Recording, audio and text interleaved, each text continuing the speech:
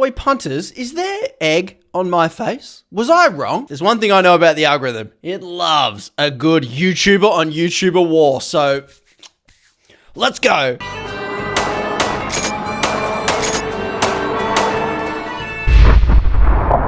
Oi, while you're there, hit the like, subscribe, and bell icon so you know when I'm dropping the next video. Here we go. I have been publicly called out, debunked, maybe even shamed here on YouTube. Nothing like a good YouTube war by YouTuber Adu. It's got a couple of views on there. He put it out 3 weeks ago. It was taking some time to get around to it. But I thought I'd make a bit of a response and a react to the video about myself. This is the first time I'm popping up on YouTube and someone talking to punters about me. And apparently I'm wrong. So let's find out if I'm wrong. And about what? First up, let's discuss this thumbnail just to kick off. Pretty good.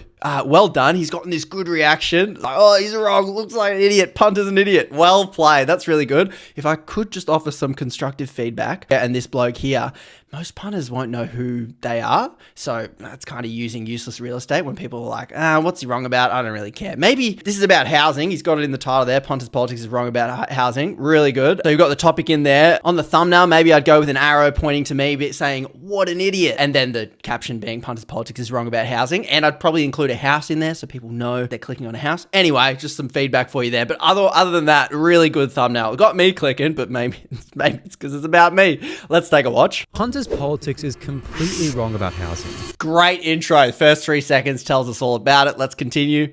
In this video, Punters Politics goes over why Australia should pursue the Singaporean model of housing. I've got to say, bloody great editing. Who is your editor? That is, like, seriously, email me because I want whoever's editing your videos. And if it's you, let's talk. That's great. The video about my video looks way better than my video itself. Continue. I view his framework of political economy is too limited by his vague populism. Oh, big call there. I love the fists coming out of the animation there. Okay, first pushback, I would say, too limited by his vague populism. I would just say this. Generally, let's go with populism defined as, bad elites versus good people. I understand that, but I often find it's used to dismiss a very valid critique over the excesses of market power, which is obviously what a lot of my stuff is critiquing. I'm looking at the market, there's distortions, there's monopolies, excessive profits being funneled into influencing the decisions that our politicians are making. I don't even know if this bloke would disagree with what I'm saying here, but to then say, vague populism, it's a bit of a dismissive, like, oi punter, stop talking about these issues. And I think the thing that I'm always coming at with Punters Politics is that I don't need to be a bloody genius. None of us need to be bloody geniuses to look at a broken system and say, oi, politicians, you work for us, sort this out. And that's kind of what I'm doing. And when you use phrases like vague populism, I feel like it talks down to, obviously myself, but that's okay, but then the punters at large, because I want to encourage everyone to have a political opinion and vote accordingly with that political opinion. I want to include as many punters as I can in the conversation rather than dismiss them because things get complicated quickly, which this video is about to do. So let's continue. Here, Punters Politics goes over why Singapore is successful in housing just over 90% of its population. Good summary. Through a public property developer, the Housing Development Board. Basically, the HDB builds homes and then sells them at low prices to Singaporeans, and this has been done at a mass scale. Better summary than I could give it myself, as you were. He then goes on to praise Liberal Prime Minister Robert Menzies for pursuing a similar policy. Praise, strong word. Lifeblood and the foundation of making little capitalists who can own their own little piece of Australia, their own piece of land. You know what? I kind of agree with him. Oh, boom. And I was looking at that emoji. Okay. And that's what he's taking issue with, me agreeing with that ancient Liberal Prime Minister. Okay, let's hear it. One thing to crucially mention about Singapore that Punters Politics didn't is its incredibly high migrant worker population of 1.3 million people. And these workers, A, aren't counted in the statistics because they're not technically citizens, B, generally work and live in incredibly poor conditions and by every metric systemically treated like shit by the Singaporean government in return for the work that they do. Okay, absolutely love that he is adding some context to something I didn't mention and, to be fairly honest, didn't bloody know. In all the news articles I'm looking at, that wasn't mentioned. So cheers, punter, for bringing that up and bringing citations. I learned something fantastic. He is right about the migrant work population, which he goes on to mention. Includes Singapore's non-citizen worker population, that brings down the nearly 90% home ownership rate to about 60%. Great. That is a crucial stat that I probably should have included if I knew it. So excellent work. I guess I was wrong. I didn't mention it. So can I be wrong if I didn't mention it? So yeah, egg on my face. I didn't mention the high migrant worker population. Now, what I will add that he's not adding, that I've looked into as well, is that the migrant worker population must be housed by their employers. So that is something. So if they bring in workers, they have to have a place for them to live. But he is not wrong. The Singaporean system does treat these migrant workers like crap. It's nothing that we should aspire to or copy from. And this is, I guess, my first point to this video. We don't have to copy them with how they treat migrant workers. We don't. Our houses would probably be more expensive to build because we use more expensive, non-exploitative labor to build them. But that would still result in cheaper houses than what we're getting now because of our housing market distortions. So my first point would be we can copy some things about their model, a housing developer, and we can reject others at the same time. We don't have to take a system wholesale. That's my first point. Homes tend to vote for things that increase the value of that home.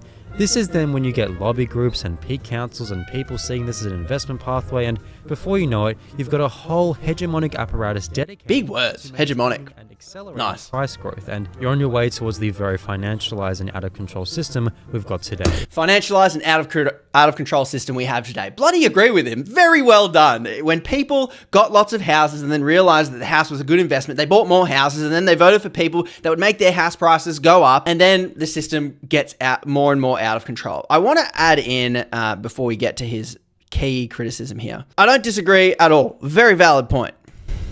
And I think Singapore is on that road as well. We in Australia... I don't think he's given me enough evidence to suggest that this parts of that Singaporean model is worth pursuing just because he maybe thinks that down the road, maybe it might not work. Let's give it a bloody crack. Let's try. How do you account for the economic collapse that will occur when houses increasingly lower in prices? Economic collapse will occur. I didn't see a citation for that claim. And I think his whole premise on saying I'm wrong rests on that claim where he says if house prices decrease or level out, a collapse will occur. Big call, if true. Outcome for many more people than the current system. That's true. It wouldn't just be housing that's... And we saw this in America during the GFC. So a genuine question to Punters. Here we go. What's the strategy? What's the pathway? Okay, great points he makes there. Our housing system has been just puffed up by government policy to a point where if it was to take a dip or a dive, our whole economy would really, really be in a bad situation. And I'm not arguing for it to crash and burn. So to a question, what's the strategy? What's the pathway? This is where politics always leads, to the point where a punter like myself, reading people online, trying to understand this system so I can know who to better vote for. When I point out something that's clearly broken, look at something and say, hey, why don't we try that? The naysayers roll in. And they're like, here's why you're wrong, it's complicated. Well, do you have a policy? Do you have a fully fledged economic plan on how you're going to get there? No. That's why I employ politicians. That's why I have economists. That's your bloody job. You need to go out and create a policy. I'm not here to write and present a fully fledged housing policy here on my YouTube channel. And the reason why I push back heavily against the inferred disqualification of participating in a conversation around something as complex as housing. When people point out how complicated it is and then say, well, what's the plan? How are you going to solve for those sorts of things? To the everyday punter, it immediately disqualifies my right or anyone's right to look at a broken system, say, hey, maybe we should try that over there and let's try some new things. Because often what happens, and I'm not saying that that's what this bloke is doing, but often what happens is they say, what's the strategy? What's the pathway out? And I don't bloody know. I'm not an economist. I'm not a housing expert. I'm not here writing policy. And because I don't know those things, that creates a justification to disengage and push me out of the conversation and just everyday punter voters out of the conversation. This is what the current political establishment keep doing. They throw in something we don't understand. They try and confuse us with big language and say, oh, see, it's just too complicated to understand. There's nothing we could possibly do. Let's keep having this current system now, which is more and more geared to benefiting those with the most amount of money. So with that all being said, I'll address his strong and uncited claim that by pursuing elements of the Singaporean model, that our housing market would collapse. Okay? I don't think there's any evidence that that would necessarily take place. I had a chat with Dr. Cam Murray, housing economist, on my podcast podcast. If you want to check that out, Punters Politics, everywhere you get your podcasts. My extended conversation with him, we go through whether a collapse is likely depending on the different solutions offered. And there are other solutions. There is a way we can take steps to make housing better without ensuing a full political collapse. Let me bring up here Alan Kohler's perspective. So he's someone I've looked at, read a little bit about what he's talking about with the housing problem. That's him there. He works for the ABC. He is always bringing up this graph here. Around 2000, incomes continue to tick up very slowly and bang, massive surge in the disconnect. So this is your earnings and this is your price. This is how we get to like 9 to 10 times the Australian average income. This is where it begins. And Alan Kohler points at the Howard government when John Howard halved the capital gains tax, and that combined with negative gearing,